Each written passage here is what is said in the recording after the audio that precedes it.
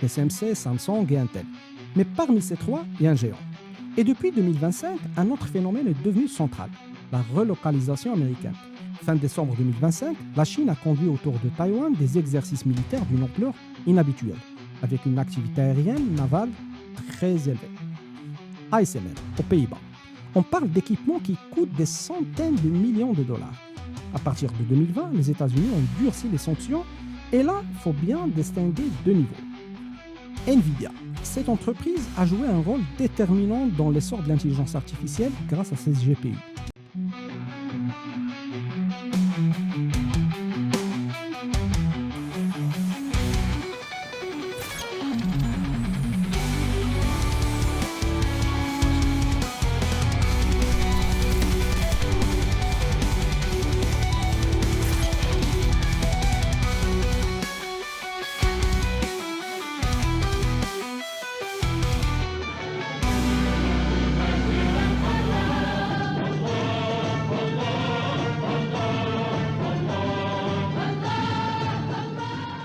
Bienvenue dans ce nouvel épisode de Guerre invisible. Aujourd'hui, on va parler des semi-conducteurs. Alors je sais, dit comme ça peut paraître très technique, un sujet d'ingénieur, mais en réalité, c'est devenu l'un des enjeux géopolitiques majeurs de notre époque. Et c'est aussi pour comprendre les tensions entre les États-Unis et la Chine et pourquoi Taïwan est au centre de toutes les attentions stratégiques. Il faut d'abord comprendre ce que sont ces fameuses puces. Alors, commençons par le commencement. Un semi-conducteur, c'est un matériau, le silicium par exemple, qui a une propriété électrique particulière. Il se situe entre un conducteur, comme le cuivre, et un isolant, comme le verre. Ça permet de contrôler le passage du courant électrique de manière très précise. Et c'est cette propriété qui est la base des transistors.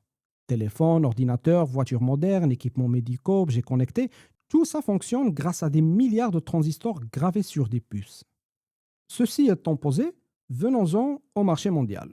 En 2024, le marché des semi-conducteurs représentait 681 milliards de dollars. Et depuis 2025, on change d'échelle. Les prévisions de l'industrie projettent environ 772 milliards de dollars sur l'année 2025, puis un ordre de grandeur proche du trillion de dollars en 2026. Pourquoi ça monte?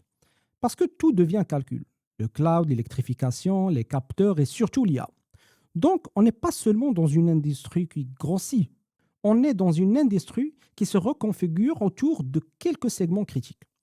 Ce qui est intéressant, c'est que ce marché reste dominé par quelques acteurs, TSMC, Samsung et Intel. Mais parmi ces trois, il y a un géant. TSMC, Taiwan Semiconductor Manufacturing Company, domine la fonderie mondiale. Elle représente 90% de la production mondiale des semi-conducteurs avancés et 70% du marché global.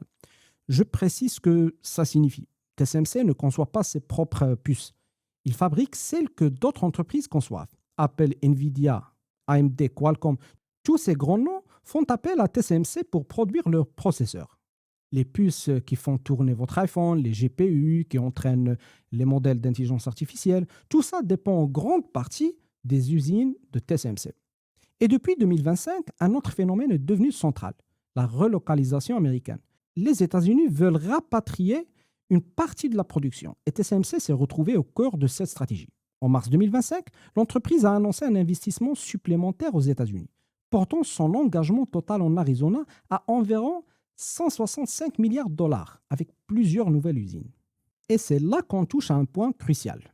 Une grande partie de la production mondiale, et surtout des puces les plus avancées, reste concentrée en Asie de l'Est, avec Taïwan au centre. Cette concentration géographique crée une vulnérabilité stratégique.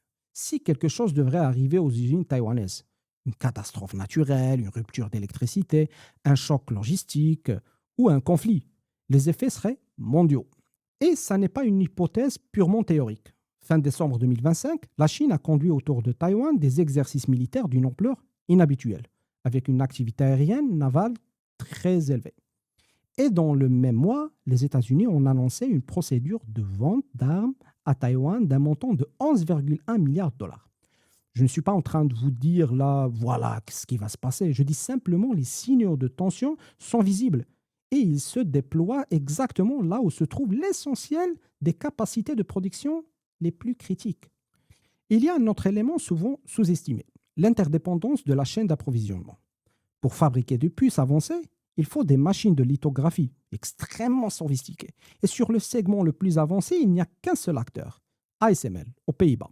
On parle d'équipements qui coûtent des centaines de millions de dollars. Mais ce n'est pas tout. Les logiciels de conception des puces, les EDA, restent dominés par des entreprises américaines. Beaucoup d'équipements de fabrication sont américains ou japonais. Et certaines matières et composants viennent d'Asie. Autrement dit, personne ne peut produire des semi-conducteurs avancés sans la collaboration de plusieurs pays et entreprises. Et c'est là que la question géopolitique s'invite. Cette interdépendance peut être utilisée comme levier. Prenons le cas de Huawei. Huawei était devenu un géant de télécommunications, un leader mondial de la 5G. Mais l'entreprise dépendait des semi-conducteurs et notamment de la capacité à faire fabriquer certaines puces avec des procédés avancés. À partir de 2020, les États-Unis ont durci les sanctions et là, il faut bien distinguer deux niveaux. D'abord, interdire la vente de composants américains. Mais ça n'aurait pas suffi pour eux. Parce qu'une entreprise peut chercher des alternatives, alors les États-Unis sont allés plus loin. Via des règles extraterritoriales, l'idée a été d'empêcher toute entreprise, même non américaine, d'utiliser des technologies américaines, logiciels de conception, équipements de fabrication, pour produire des puces destinées à Huawei.